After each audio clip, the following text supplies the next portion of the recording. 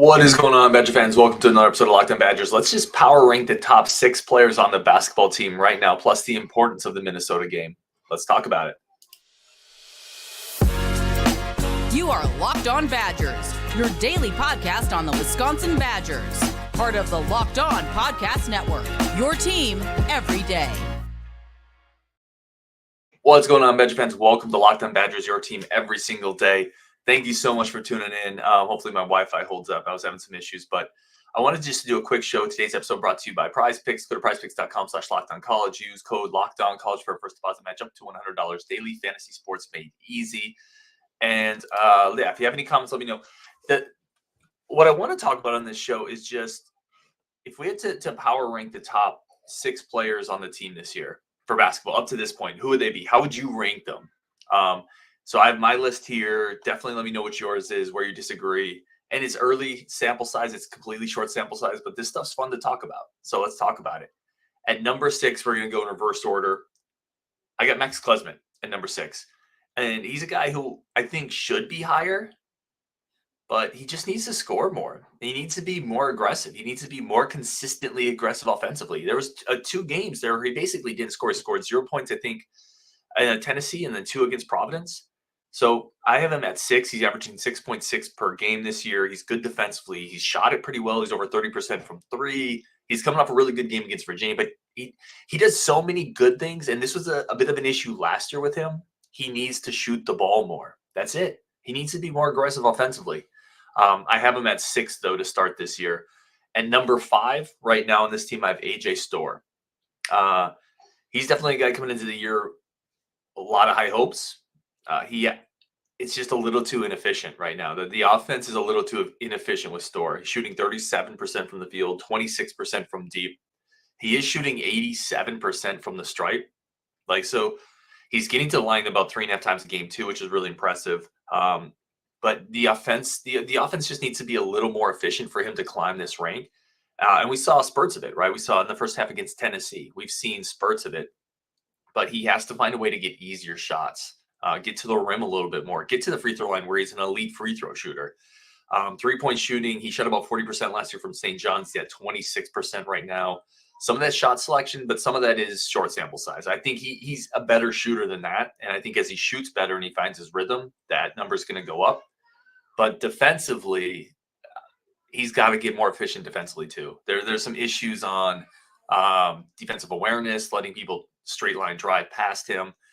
With his athletic, as strong as he is, as long as he is, he should be more of a defensive stalwart. By the way, if you hear noise, my kids are in the background. He should be more of a defensive stalwart, though. And then from a rebounding standpoint, from his size and its athleticism, I think you'd want him to be more active there. AJ Storr's total rebounding percentage is about 6.9% right now, which means he's grabbing about 6.9% of the available rebounds when he's on the court. That's 9th on the team. That's not a really good number for an athletic, springy forward. That's 7th among regulars. So shot efficiency, defensive consistency, and then just being a little more active on the glass. All things that he can do because he is a hyper athlete. And we've seen a lot of good things as well from him. So this is not crushing him. I got him 5th on the team, getting to the line, shooting really well from the line, helping the team in transition. At number 4, this is from Mitch James. I'd like AJ to be more assertive. I think especially he could be more assertive in ways where his athleticism should allow him to get easy buckets, right, on the glass, in transition. He should be more assertive defensively with his frame and his wingspan. And Mitch also said maybe he's still feeling out his role. I think so. This is very short sample size stuff. So I don't anticipate at the end of the year AJ Storr will be 5th on this list. I think he climbs this list because the talent is undeniable. It just is about consistency now with him. At number 4, I have Tyler Wall. So at 6, I got Klesmit, 5 Storr. Number 4 on this list right now, I got Tyler Wall. And he's a tough one, right? Because the defensive versatility, that's the most versatile defensive player on this team. He can guard 2s, 3s, 4s. He can even switch off into a quick guard for a little bit and not get destroyed. Really good rebounder. He's one of the best rebounders on the team, shooting 50% from the line though. But he's also averaging 10.2 points per game.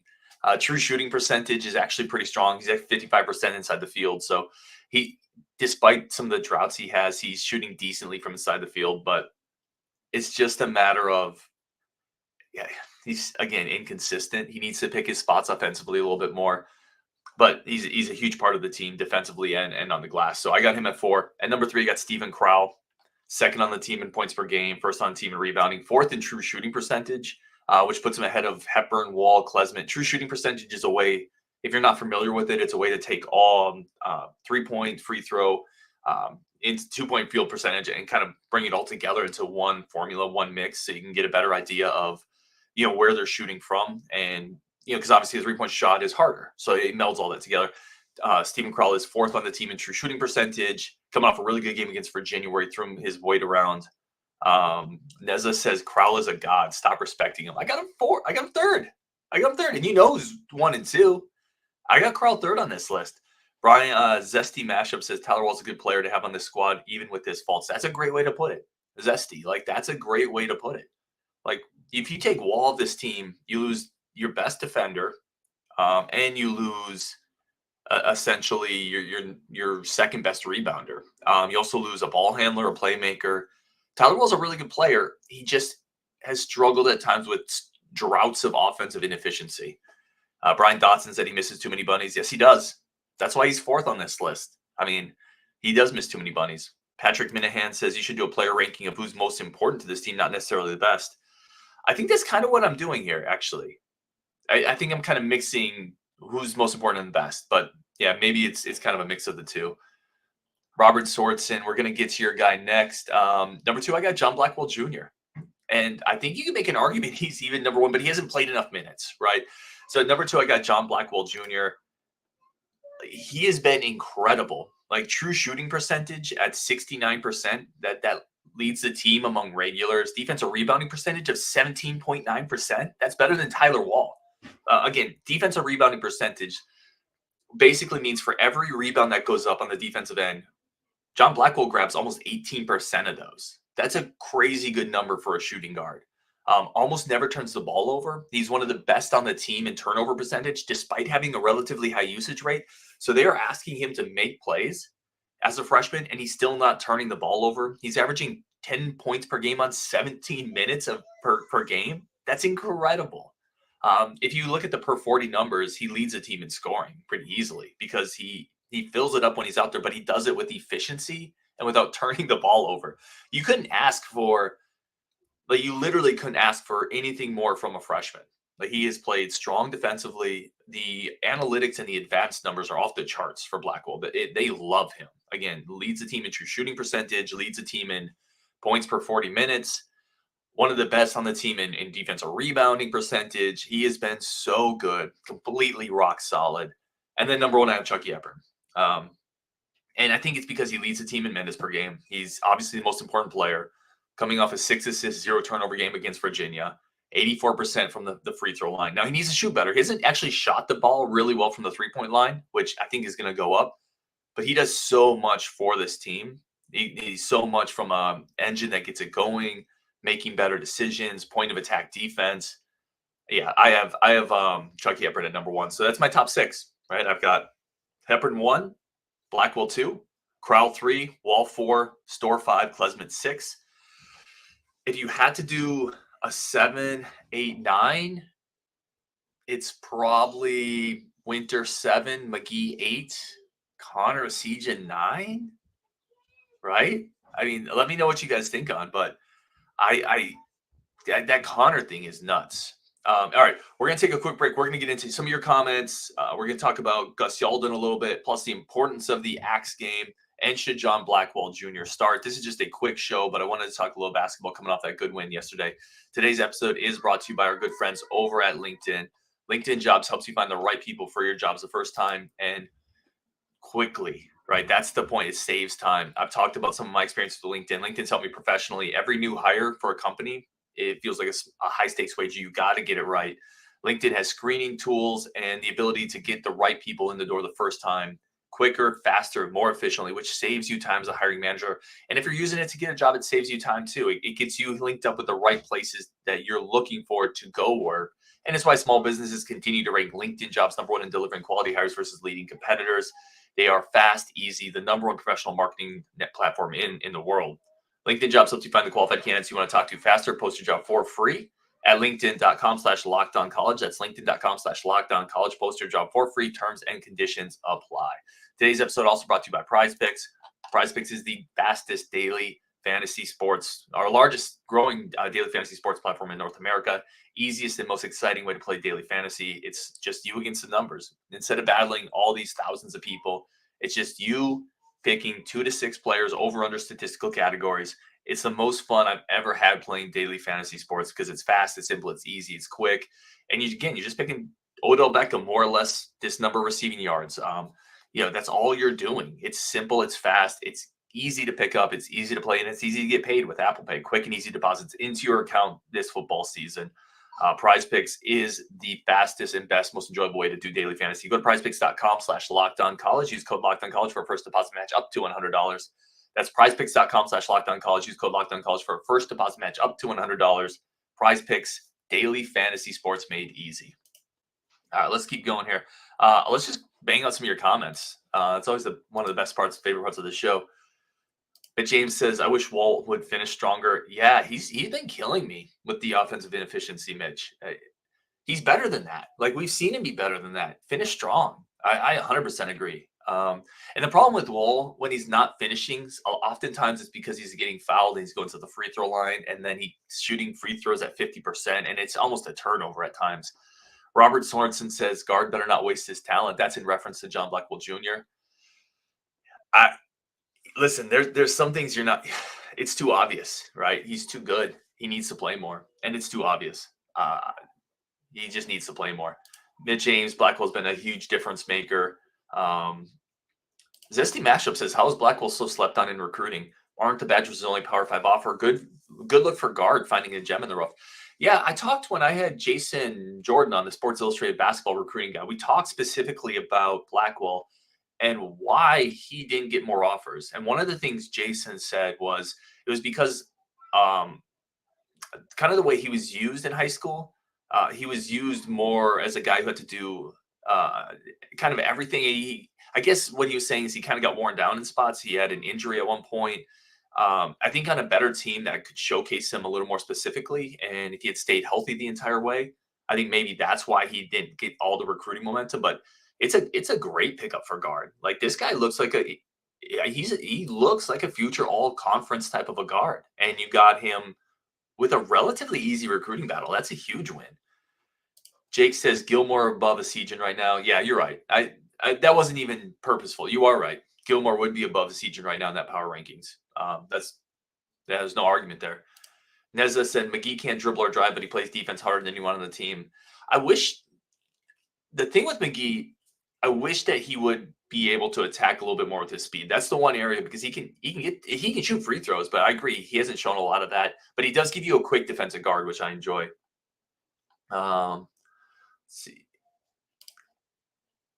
Let's see. Jake says more athletic Gilmore or Store. Stop it, Jake. Ben Alden says the Wisconsin football season has been great, but if they win the X, I think that would be a solid salvage, especially if they can win the bowl game. I 100% agree. And that's where I wanted to transition, Ben. That's a great comment. If the Minnesota game is huge, because not only is it Minnesota, not only is it the X, not only do you got to beat PJ, but if you can win the X and then go to a bowl game, maybe win that, you finish winning 3 in a row, and suddenly go into that offseason feeling so much better with momentum.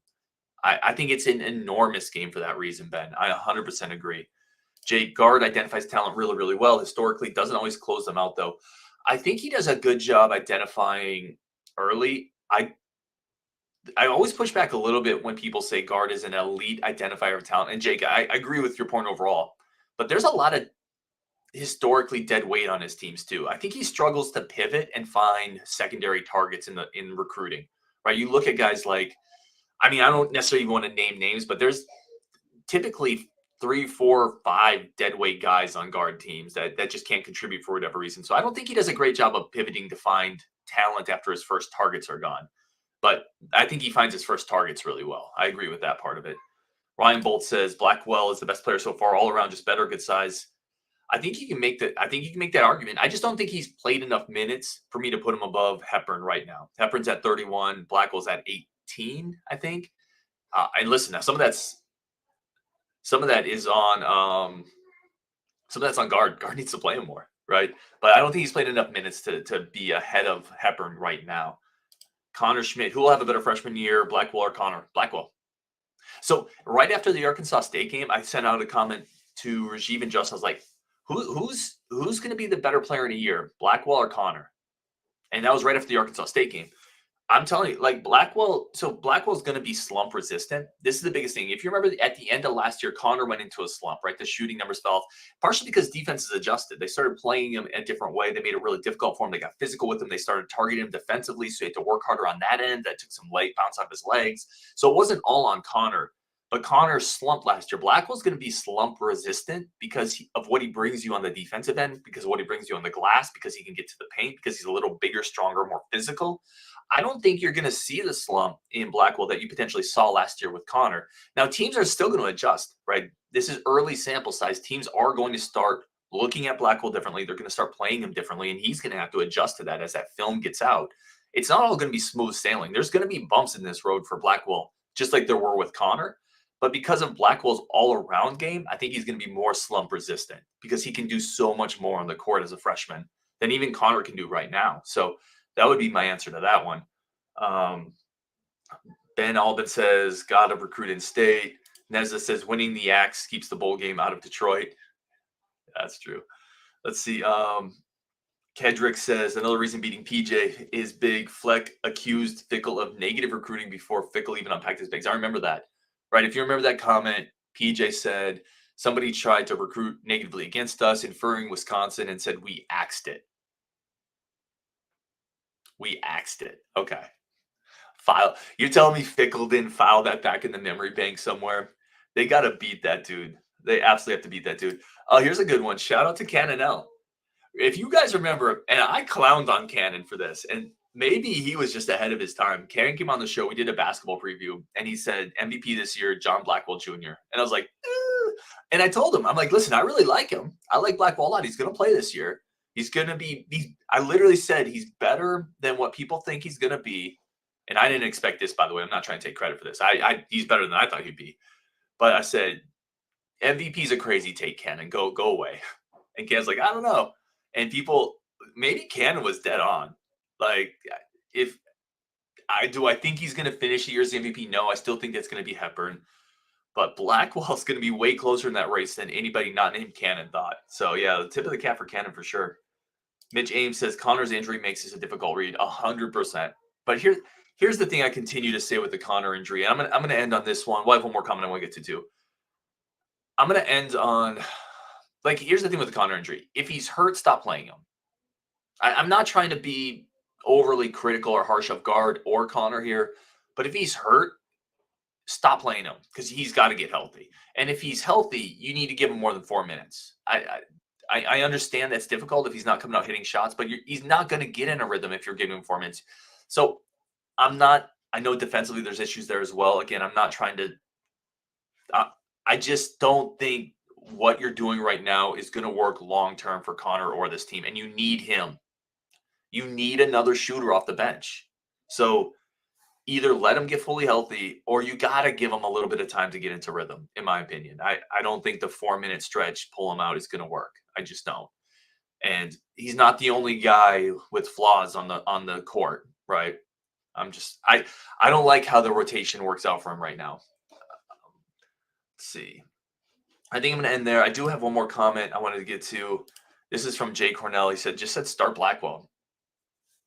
I'll continue to go back to what I said in the previous show. I don't really care if he starts or not, as long as he plays 25 minutes. Like, you can find him 25 minutes off the bench, and I'm fine with that. You could also start him, and I'm fine with that, too, if you wanted to maybe bring Klesman off the bench. I've always thought Klesman was a better six-man candidate because you can come in, he can handle the ball, he can play defense, he's a veteran. I kind of like that, and then if you have Blackwell starting, I'm totally good with that. But I'm okay with Blackwell coming off the bench, too, if he gets 25 minutes a game. He's got to play more. He has to play more. All right, let's wrap it up there. Jan Volk said maybe guard could go small sometimes and sub Blackwell for Wall. I think against certain teams, Blackwell could hold up there for sure. All right. Like I said, I just want to do a quick show. We're going to talk football recruiting tonight with Brian Smith. That show will drop tomorrow. We got an interview with a commit coming up this week, which is going to be really fun. So a lot of good content coming up on Locked On Badgers as always. On Wisconsin, let's talk later. Let's go.